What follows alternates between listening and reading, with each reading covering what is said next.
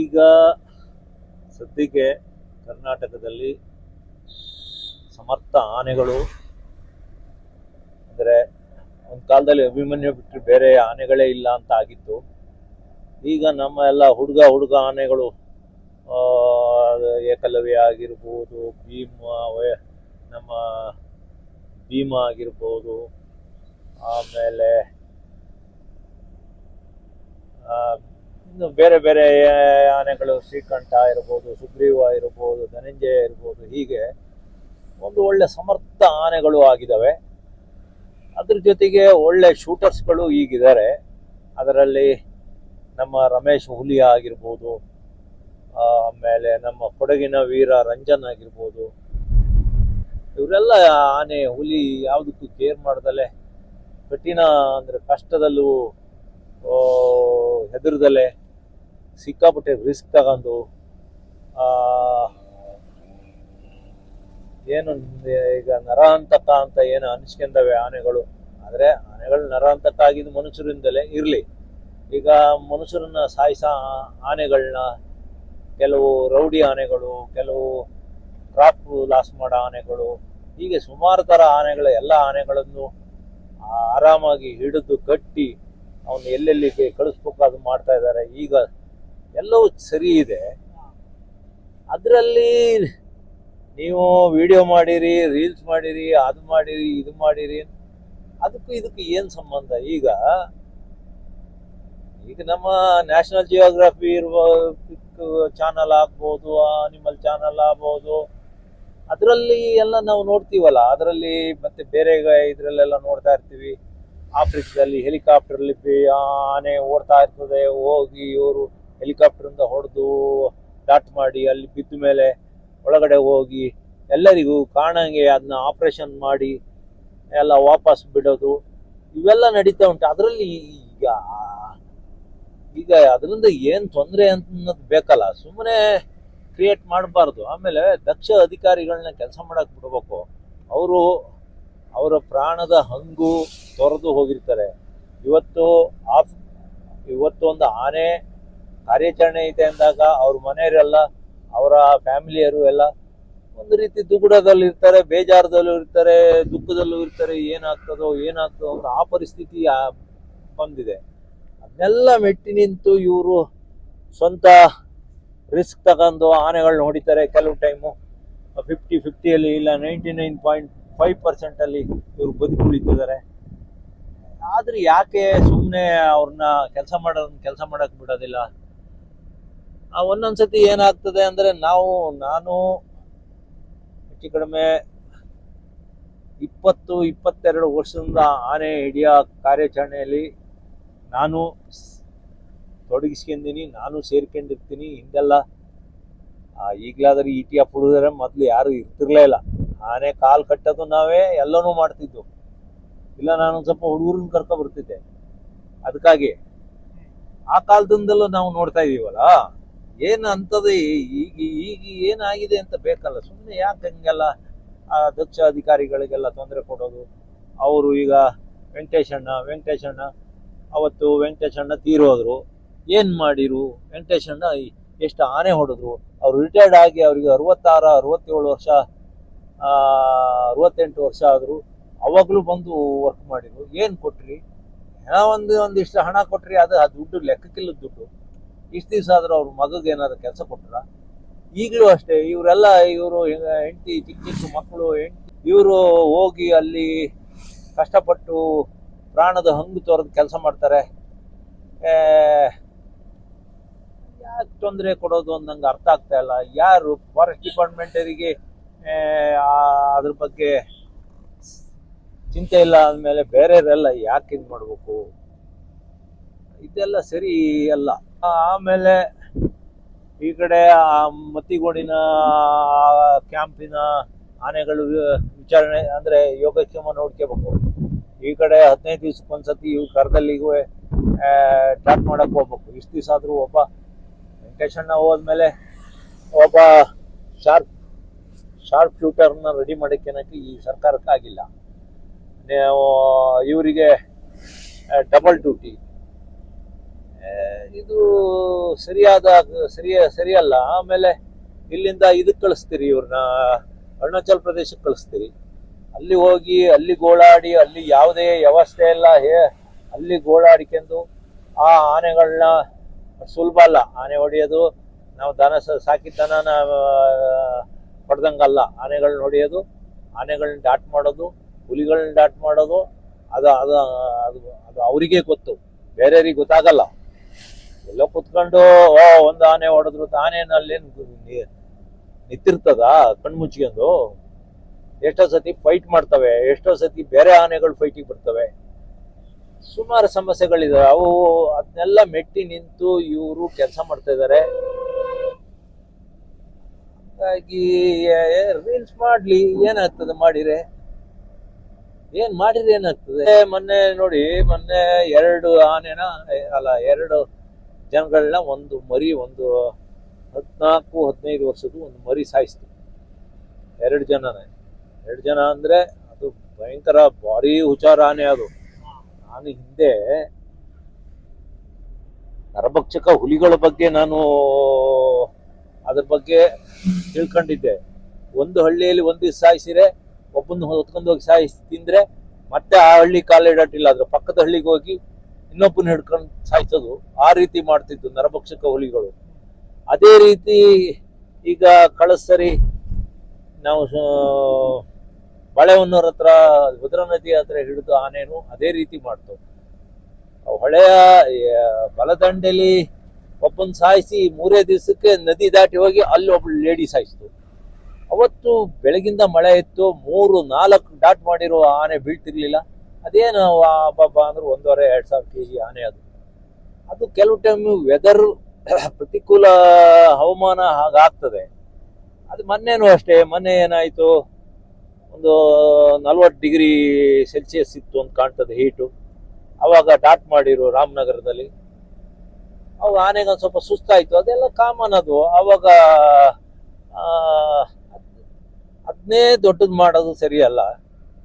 ಆಮೇಲೆ ಬೇರೆಗಳನ್ನ ಅದಕ್ಕೆ ಲಿಂಕ್ ಮಾಡೋದು. ಹುಲಿಗಳು ಏನು ಹೊಲದಲ್ಲಿ ಸಿಗ್ತಾವ? ಇಡೀ ಹುಲಿ ಕಾಣಂಗಿಲ್ಲರ ಸಿಕ್ಕದುಂಟ. ಮೊದಲೇ ಹುಲಿಗೆ ನಾಚಿಕೆ ಸ್ವಭಾವ. ಮತ್ತೊಂದು, ಹುಲಿ ಯಾರ ಕಣ್ಣಿಗೆ ಡೈರೆಕ್ಟ್ ಕಾಣಿಸ್ಕೊಳಲ್ಲ. ಹುಲಿ ಹೊಡೆಯಕ್ಕೆ ಹೋದಾಗ ಅಲ್ಲಿ ಬುಷ್ ಕಾಡುಗಳು ಅಂದ್ರೆ ಪೊದೆ ಕಾಡುಗಳು ಇರ್ತವೆ. ಆ ಕಾಡೊಳಗೆ ಏನು ಹುಲಿ ಪೂರ್ತಿ ಕಾಣಲ್ಲ. ಆನೆ ಮೇಲೆ ಕುತ್ಕೊಂಡು ಹಿಂಗೆ ನೋಡಿದಾಗ ಹುಲಿದು ಒಂದು ಅಡಿ 2 ಅಡಿ ಅಷ್ಟಾಗಲ್ಲ ಬಾಡಿ ಕಾಣ್ಬೋದು. ಅದು ಬಿಟ್ರೆ ಇಂಥದೇ ಹುಲಿ ಅಂತ ಹೊಡೆಯಕ್ಕೆ ಸಾಧ್ಯನೇ ಇಲ್ಲ. ಆಮೇಲೆ ಒಂದು ನರಭಕ್ಷಕ ಹುಲಿ ಅಂದ್ರೆ ಅದೇನಾರ ಆ ಸತ್ತನಿಗೆ ಮಾತ್ರ ಗೊತ್ತಿರ್ತದೆ ಇಂಥದೇ ಹುಲಿ ಅಂತ. ಅದು ಹುಲಿದು ಹೇಗೆ ಗುರ್ತಿಡಿಯೋದು? ಆನೆಗಳಾದ್ರೆ ಕೊರೆ ಇರ್ತವೆ, ಆ ಕೊರೆ ಉದ್ದ ಇತ್ತು ಗುಡ್ಡ ಇತ್ತು, ಆ ರೀತಿ. ಹುಲಿಗಳನ್ನ ಏನ್ ಮಾಡಕ್ಕಾಗ್ತದೆ? ಹುಲಿಗಳು ಈಗ ಒಂದ್ ಜಾಗದಲ್ಲಿ ನರಭಕ್ಷಕ ಹುಲಿ ಇದೆ ಅಂದ್ರೆ ಅದ್ರ ಜೊತೆ ಇನ್ನೂ ಒಂದ್ ಇರ್ಬೋದು, 2 ಇರ್ಬೋದು. ಹಾಗಾಗಿ ಆಕಸ್ಮಿಕವಾಗಿ ಬೇರೆದಕ್ಕೂ ಹೊಡಿಬೇಕಾಗ್ತದೆ. ಅದನ್ನೇ ದೊಡ್ಡ ವಿಚಾರ ಮಾಡೋದು. ಆಮೇಲೆ ಅರ್ಜುನ ಸತ್ತೋಗ್ಬೇಕಾದ್ರೆ ಆ ಕಾಡೊಳಗೆ ನಾನು ಇದ್ದೆ. ಅವತ್ತೇನೋ ಆಕಸ್ಮಿಕ ಆಯ್ತು. ಅದು ಕೈಯಲ್ಲೇ ಆನೆಗೆ ಆ ಕಾಡ ನುಗ್ಗಿ ಡ್ಯಾಶ್ ಹೊಡೆದು ಗುದ್ದಿದ ಕೂಡಲೇ ಇದು ಆ ವೈಬ್ರೇಷನ್ ಇಲ್ಲ, ಆನೆ ತುಂಬಾ ಸ್ವಲ್ಪ ಹೀಗೆ ಅಲ್ಲಾಡುತ್ತದೆ. ಆವಾಗ ಅವ್ರು ಟ್ರಿಗ್ಗರಿಗೆ ಬೆರಳಿಟ್ಟಾಗ ಅದು ಹಂಗಾಗುತ್ತೆ. ಅದು ಆಕಸ್ಮಿಕ ಆಯ್ತು. ಆದ್ರೆ ಆನೆ ಅರ್ಜುನ ಸತ್ತಿದ್ದು ಏನು ಇಲ್ಲಿ ಶೂಟರ್ಸ್ಗಳು ಹೋಗಿದ್ರಲ್ಲ, ಇಲ್ಲ ಡಾಕ್ಟರ್ ಹೋಗಿದ್ರಲ್ಲ, ಅವರಿಂದ ಅಲ್ಲ. ನಾನು ಬೆಳಿಗ್ಗೆನೂ ಅಲ್ಲೇ ಅವನ ಜೊತೆನೇ ಇದ್ದೆ ಬೆಳಗಿಂದಲೂ. ಅವನು ಆನೆನ ಬಿಟ್ಟು ಓಡಿ ಹೋದ. ಇವನು ಓಡಿ ಹೋದ್ಮೇಲೆ ಅರ್ಧ ಗಂಟೆ ಮೇಲೆ ಅರ್ಜುನ ಆ ಆನೆ ಹತ್ರ ಪೆಟ್ಟು ತಿಂತಿದ್ದು. ಅಲ್ಲಿ ಸುತ್ತಮುತ್ತ ಒಂದು 2-3 ಹಳ್ಳಿಗಳಿ 2-3 ಕಿಲೋಮೀಟರ್ ದೂರಕ್ಕೆ ಕೇಳಂಗೆ ಅರ್ಜುನ ಕೂಗಿದ್ದು. ಸುಮಾರು ಒಂದು 5 ನಿಮಿಷದಷ್ಟು ಹೊತ್ತು ಅರ್ಜುನ ಕೂಗ್ತು. ಆ ಆನೆಯ ದಾಳಿ ತಡ್ಕನಕ್ಕಾಗ್ದಲೆ, ನೋವು ತಡ್ಕನಕ್ಕಾಗ್ದಲೆ. ಅವಾಗ ಇವರು ಮಾತಿನ ಕೆಲಸನೂ ಮಾಡ್ಬೇಕಾ? ಒಬ್ಬ ಡಾಕ್ಟರ್ ಕೆಲಸ ಮಾಡಿ, ಜೊತೆಗೆ ಶೂಟರ್ ಕೆಲಸ ಮಾಡಿ, ಇನ್ನು ಮಾತಿನ ಕೆಲಸನೂ ಅವರೇ ಮಾಡ್ಬೇಕಾ? ಅಷ್ಟೊತ್ತಿಗೆ ಅವರು ಬದುಕ್ಬೇಕಲ್ಲ. ಈಗೆಲ್ಲ ಇಂಥವನ್ನೆಲ್ಲ ಸುಮ್ಮನೆ ಎಳದ್ ತರೋದು. ಆಮೇಲೆ ಒಬ್ಬ ವ್ಯಕ್ತಿ ಮೇಲೆ ಒಬ್ಬ ಹೆಂಡತಿ ಮಕ್ಕಳನ್ನ ಎಲ್ಲ ಬಿಟ್ಟು, ತಂದೆ ತಾಯಿ ಎಲ್ಲ ಬಿಟ್ಟು ಒಂದು ಡೇಂಜರ್, ಒಂದು ಅಪಾಯದ ಕೆಲ್ಸಕ್ಕೆ ಬಂದಾಗ ಅವರಿಗೆ ನಾವು ಮಾನಸಿಕವಾಗಿ ಸ್ಟ್ರಾಂಗ್ ಆಗಂಗೆ ಹೇಳಿಕೆಗಳನ್ನ ಕೊಡ್ಬೇಕು. ಬಿಟ್ರೆ ಸುಮ್ಮನೆ ಹಿಂಗೆಲ್ಲ ಮಾಡಬಾರ್ದು. ತಪ್ಪಿದ್ರೆ ತಪ್ಪು ಮಾತಾಡೋಣ, ತಪ್ಪು ನಿಮ್ದು ಅಂತ ಹೇಳೋಣ. ಆದರೆ ಒಬ್ಬನ ಮೇಲೆ, ಒಬ್ಬ ವ್ಯಕ್ತಿ ಮೇಲೆ ಯಾಕೆ ಗ್ರೆಡ್ಜ್ ಎಲ್ಲ ಹಾಗೆ ಸಾಧಿಸೋದು ಎಲ್ಲ ನನಗೆ ಅರ್ಥ ಆಗ್ತಾ ಇಲ್ಲ. ನಮಗೆ ಗೊತ್ತಿದ್ದಂಗೆ ಈಗ ಸದ್ಯಕ್ಕೆ ಇಡೀ ಇಂಡಿಯಾದಲ್ಲಿ ರಮೇಶ್ ಹುಲಿಯಾ, ಆಮೇಲೆ ನಮ್ಮ ರಂಜನ್ ಏನಿದ್ದಾನೆ ಕೊಡಗಿನ ವೀರ ರಂಜನ್, ಇವರೆಲ್ಲ ಒಳ್ಳೆ ಶಾರ್ಪ್ ಶೂಟರ್ಗಳು. ಜೊತೆಗೆ ನಮ್ಮ ವಾಸಿಂ ಅಂತ ಅವರೊಬ್ರು, ಆದರ್ಶ್ ಅಂತ ಒಬ್ರು ಇದ್ದಾರೆ. ಇವೆಲ್ಲ ಸರಿಯಲ್ಲ, ಇವೆಲ್ಲ ಮಾಡೋದು. ಅವರಿಗೆ ತೊಂದರೆ ಏನು, ಆಮೇಲೆ ಅವ್ರ ತಂದೆ ತಾಯಿ ಅವರಿಗೆಲ್ಲ ಇವೆಲ್ಲ ಗೊತ್ತಾದರೆ ನನ್ನ ಮಗ ಇಷ್ಟೆಲ್ಲ ಕಷ್ಟಪಡ್ತಾನೆ, ಜೀವದ ಹಂಗು ತೊರೆದು ಅಲ್ಲಿ ಇಷ್ಟೆಲ್ಲ ಮಾಡ್ತಾನೆ, ಆದರೂ ಜನಗಳು ಹೀಗೆಲ್ಲ ಹೇಳ್ತಾರಲ್ಲ ಅಂತ ಅವರೆಲ್ಲ ಬೇಜಾರು ಮಾಡ್ಕೊಂತಾರೆ. ಇದೆಲ್ಲ ಸರಿಯಲ್ಲ. ರೀಲ್ಸ್ ಮಾಡಿದ್ರೆ ಏನು ಆಗಲ್ಲ. ಯಾಕೆ ಇದರಲ್ಲಿ ಆಫ್ರಿಕಾ ಇರ್ಬೋದು, ಬೇರೆ ಕಡೆ ಇರ್ಬೋದು, ಅಲ್ಲೆಲ್ಲ ಓಪನ್ ಆಗಿ ಎಲ್ಲ ನೋಡ್ತಾರೆ. ಇಲ್ಲಿ ಏನ್ ಮಾಡಿರಿ ಏನಾಗುತ್ತೆ ನೋಡ್ಲಿ, ಸಾರ್ವಜನಿಕರು ಕಷ್ಟ ಎಷ್ಟು ಅಂತ ಗೊತ್ತಾಗ್ಲಿ. ನಮ್ಮ ರಮೇಶ್ ಹುಲಿ ಹಿಂದೆ ತಗೊಳ್ಳಿ, ಅಲ್ಲಿ ಮತ್ತಿಗೋಡಲ್ಲಿ ಆನೆಗಳನ್ನ ನೋಡ್ಕೋಬೇಕು. ಈ ಕಡೆ ಇವ್ರು ಕರೆದಾಗ ಹುಲಿ ಹಿಡಿಯಕ್ಕೆ ಹೋಗ್ಬೇಕು, ಅಲ್ಲಿ ಕಾಟಿ ಹಿಡಿಯಕ್ಕೆ ಹೋಗ್ಬೇಕು, ಅಂದ್ರೆ ಬೈಸನ್ ಹಿಡಿಯಕ್ಕೆ ಹೋಗ್ಬೇಕು. ಇವು ಇಲ್ಲಿ ಆನೆ ಹಿಡಿಯಕ್ಕೆ ಹೋಗ್ಬೇಕು. ಎಷ್ಟು ಅಂತ ದುಡಿಸ್ಕೊಂತೀರಿ ಒಬ್ಬ ಮನುಷ್ಯನ್ನ? ಏನ್ ನೀವೇನು ಡಬಲ್ ಸಂಬಳ ಕೊಡ್ತೀರಾ? ಅದೇ ಮಾಮೂಲಿ ಸಂಬಳ. ಅದ್ರ ಜೊತೆ ಅವ್ರು ಇವ್ರ ಹತ್ರ ಇವ್ರು ಮಾತು ಕೇಳೋದು ಬೇರೆ.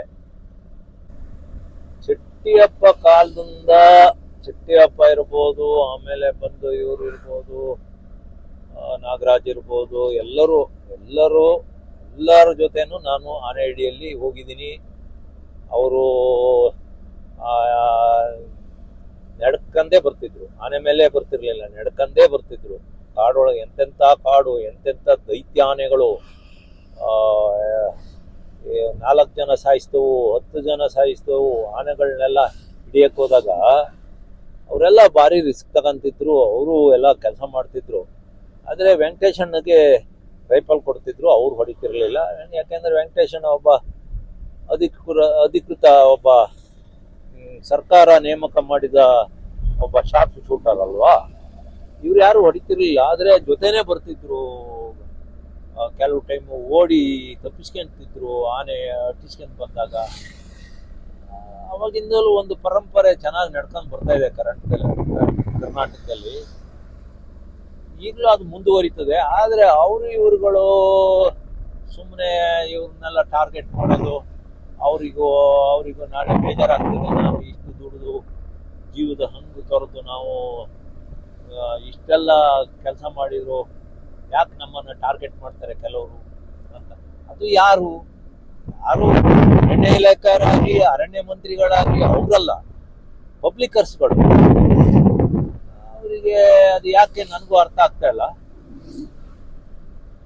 ಇದೆಲ್ಲ ನಡೀತಾ ಇದೆ, ಇದು ಸರಿಯಲ್ಲ. ಈ ಬೆಳವಣಿಗೆ ಸರಿಯಿಲ್ಲ. ಮತ್ತೊಂದು, ನೀವು ಎಷ್ಟೋ ಜನ ಬೆಂಗಳೂರಿನ 4 ಗೋಡೆ ಮಧ್ಯೆ ಕುತ್ಕೊಂಡು AC ರೂಮಲ್ಲಿ ಕುತ್ಕೊಂಡು ನೀವು ಮಾತಾಡೋರೇ ಜಾಸ್ತಿ. ಫೀಲ್ಡಿಗೆ ಬನ್ನಿ. ಆನೆ ಹಿಡಿಯೋದು ಹೇಗೆ ಅಂತ ನೀವು ಆನೆ ಮೇಲೆ ಕುತ್ಕೊಂಡು ಹೋಗಿ. ಆನೆಗಳ ಮೇಲೆ ಕುತ್ಕೊಂಡ್ರೆ ಬೆಳಗಿಂದ ಸಾಯಂಕಾಲದವ್ರಿಗೆ ಕುತ್ಕೊಂಡ್ರೆ ನಿಮ್ಗೆ 2 ತೊಡೆ ಸಂಧಿಗಳು ನಿಮ್ಗೆ ನೋವು ಬಂದು ನಿಮ್ಗೆ 2 ದಿವಸ ನಡೆಯೋಕೆ ಆಗಲ್ಲ. ಆಮೇಲೆ ಬೇರೆ ಆನೆಗಳು, ಕಾಡಾನೆಗಳು ಫೈಟಿಗೆ ಬಂದಾಗ ಆವಾಗ ನಿಮ್ಗೆ ಅಲ್ಲಿ ಅನುಭವ, ಅಲ್ಲಿ ನಿಮ್ಗೆ ಕೈಕಾಲು ನಡುಗೋದು ಅದೆಲ್ಲ ಗೊತ್ತಾಗುತ್ತೆ. ಸುಮ್ಮನೆ ಎಲ್ಲ ಹೋಗಿ ಯಾವ್ದ ಸಾಕಿದ್ದಾನ ಹೊಡೆದಂಗೆ ಅಪ್ಪ ಹೊಡ್ಕೊಂಡ್ ಬರೋದು ಅಂತ ತಿಳ್ಕೊಂಡಿದ್ದೀರಿ. ನೀವೆಲ್ಲ ಹೋಗಿ ಯಾರ್ಯಾರು ಮಾತಾಡ್ತಾ ಇದ್ದೀರಲ್ಲ, ನಮ್ಮ ಶೂಟರ್ಸ್ಗಳ ಬಗ್ಗೆ, ಡಾಕ್ಟರ್ಗಳ ಬಗ್ಗೆ ಕೆಟ್ಟ ಅಭಿಪ್ರಾಯ ಮಾತಾಡ್ತಾ ಇದ್ದೀರಲ್ಲ, ಕೆಟ್ಟದಾಗೆ ಹೋಗಿ ನಿಮಗೂ ಒಂದು ಅನುಭವ ಆಗ್ಲಿ. ಸುಮ್ಮನೆ ಎಲ್ಲ ಕುತ್ಕೊಂಡು ಮಾತಾಡೋದು ಅದು ಸರಿಯಲ್ಲ. あ ಎಷ್ಟು ಕಷ್ಟ ಅನ್ನೋದು ಗೊತ್ತಾಗ್ತದೆ. あ、 ಆಮೇಲೆ ಅದೆಲ್ಲ ಅದು ಮಾಡಿ, ಅದು ಮಾಡಿದ ಮೇಲೆ ಮಾತಾಡಿ. ಅಷ್ಟವರೆಗೂ ದಯವಿಟ್ಟು ಸುಮ್ಮನೆ ಇರೋದು ಒಳ್ಳೇದು. ನೀವು